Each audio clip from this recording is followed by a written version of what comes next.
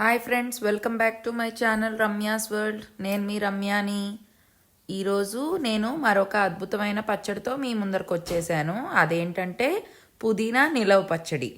ఇది ఎలా చేయాలో, దానికి కావాల్సిన పదార్థాలు, తయారీ విధానం లేట్ చేయకుండా చూసేద్దాం. ముందుగా పుదీనా పచ్చడికి కావాల్సిన పదార్థాలు: కడిగి తుడిచి ఆరబెట్టిన పుదీనా, 2 చెంచాల మెంతులు, 2 చెంచాల ఆవాలు, ఒక 5 ఎండుమిరపకాయలు, కారం, ఉప్పు, పసుపు, చింతపండు రసం, ఒక చిన్న నిమ్మకాయ సైజు చింతపండు నానబెట్టి తీసిన రసం అన్నమాట, ఇంగువ.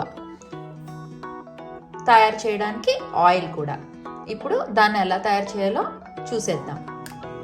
ముందుగా స్టవ్ వెలిగించుకుని ఒక మూకుడు పెట్టుకుని అది వేడెక్కిన తర్వాత దాంట్లో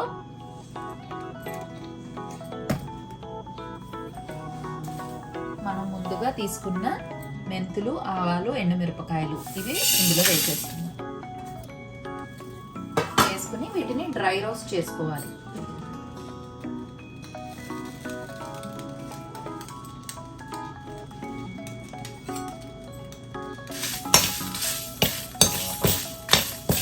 వీటిని మీడియం ఫ్లేమ్లో పెట్టుకుని డ్రై రోస్ట్ చేసుకోవాలి.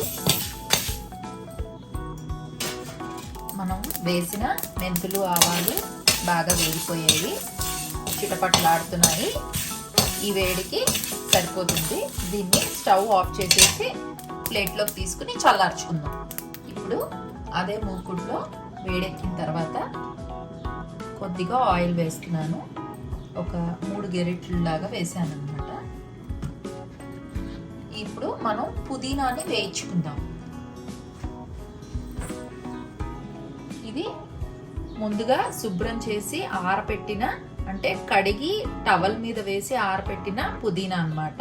ఇక్కడ తొక్కులు కానీ ఏమీ లేకుండా శుభ్రం చేసుకుని పెట్టుకున్నాను. దీన్ని వేడెక్కిన ఆయిల్లో వేసి ఒకసారి ఫ్రై చేస్తాను.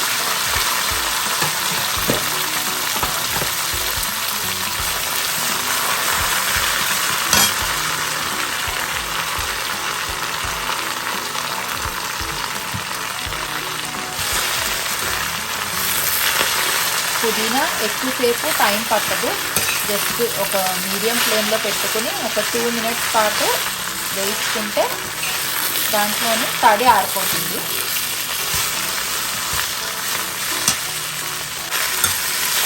చూసారు కదా, వేసిన ఒక 30 సెకండ్స్కే అసలు మూకుడు నిండా వేసిన పుదీనా ఎంత కిందకి వెళ్ళిపోయిందో.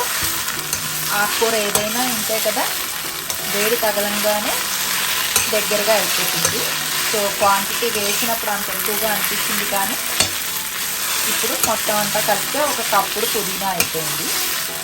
దీన్ని కొద్దిగా ఇప్పుడు వేసి ఒక 45 సెకండ్స్ అయింది. సో ఇంకొక నిమిషం పాటు నిదానంగా తడ ఆరిపోయేటట్టు వేసుకుందాం.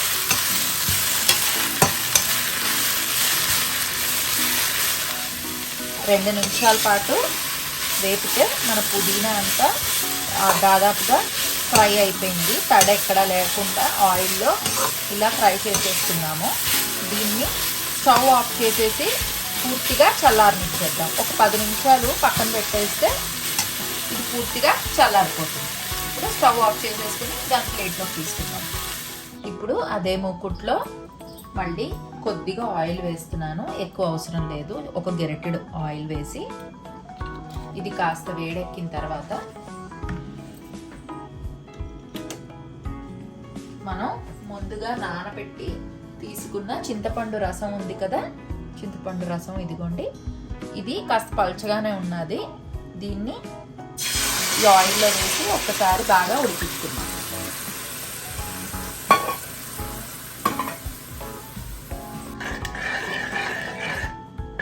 చింతపండు రసాన్ని బాగా ఉడికించుకుంటే, ఇది నిలవ పచ్చడి కాబట్టి మనం చింతపండు రసాన్ని బాగా ఉడికించుకుంటున్నాం అన్నమాట. దీన్ని ఒక 3 to 4 మినిట్స్ పాటు మీడియం స్టీమ్లో పెట్టి మనం ఉడకనిచ్చేద్దాం. ఒక 3 మినిట్స్ తర్వాత మన చింతపండు రసం ఉడికిపోయింది చూసారా. ఇప్పుడు ఇందులో సాల్ట్, ఇది దాదాపుగా ఒక గెరెటెడ్ సాల్ట్ ఉందన్నమాట. సో మన పచ్చడికి ఆల్మోస్ట్ సరిపోయేంత సాల్ట్ అన్నమాట. ఒక స్పూన్ అటు ఇటు అయినా పర్వాలేదు, కొంచెం తక్కువ అవ్వడమే బెటర్ అన్నమాట. ఎందుకంటే ఎక్కువ అవుతే దాన్ని మళ్ళీ మనం అడ్జస్ట్ చేయడం కష్టం అవుతుంది, కాబట్టి కాస్త సాల్ట్ చూసుకుని వేసుకోవాలి. ఈ సాల్ట్ అంతా కరిగిపోయే వరకు మరొక నిమిషం పాటు ఈ చింతపండు రసాన్ని ఉడికించుకుందాం.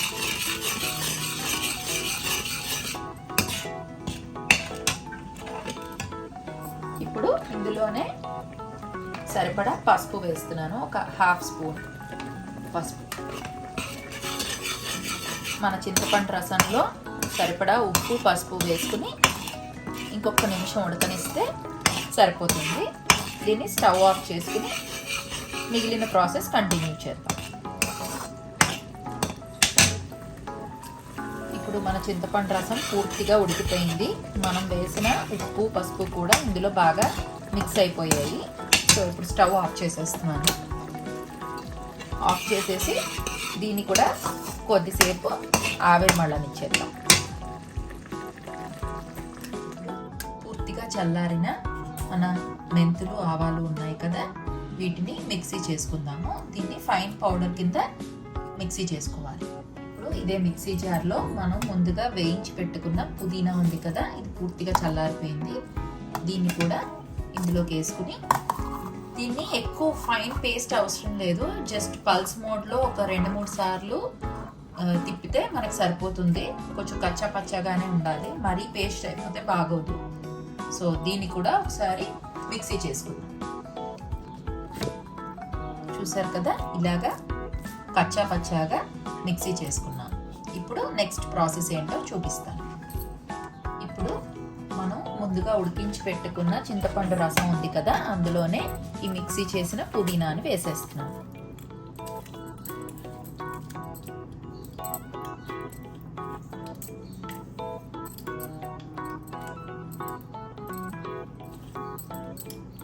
దీన్ని వేసి దీన్ని ఒక 5 నిమిషాల పాటు ఉడికించుకుందాం. దీన్ని ఇందులో కలుపుకొని బాగా మిక్స్ చేసుకుని ఒక 3 నుంచి 5 నిమిషాల పాటు దీన్ని ఉడికించుకుందాం. పుదీనాలో ఉన్న పచ్చివాసన పూర్తిగా పోయేదాకా ఉడికించుకుంటే సరిపోతుంది.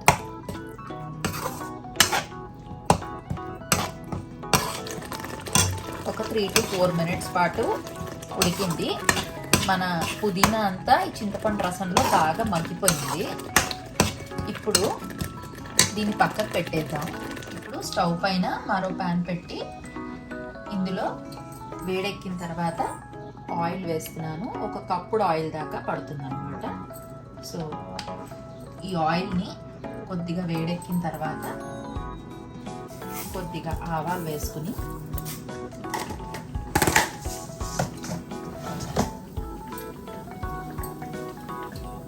అవి చిటపట్లాడిన తర్వాత, మన ఆవాలు చిటపట్లాడాయి, స్టవ్ ఆఫ్ చేసేస్తున్నాను.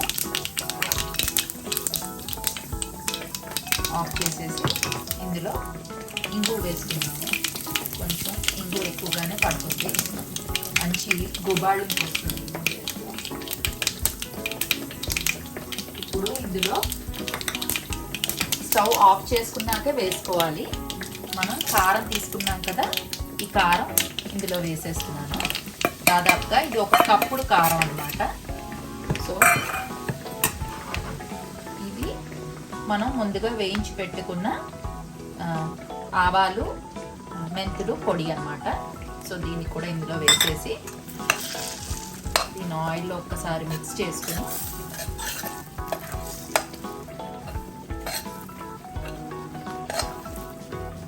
ఇప్పుడు ఈ కారం మెంతి పొడి మిశ్రమాన్ని మన పచ్చట్లో కలిపేద్దాం.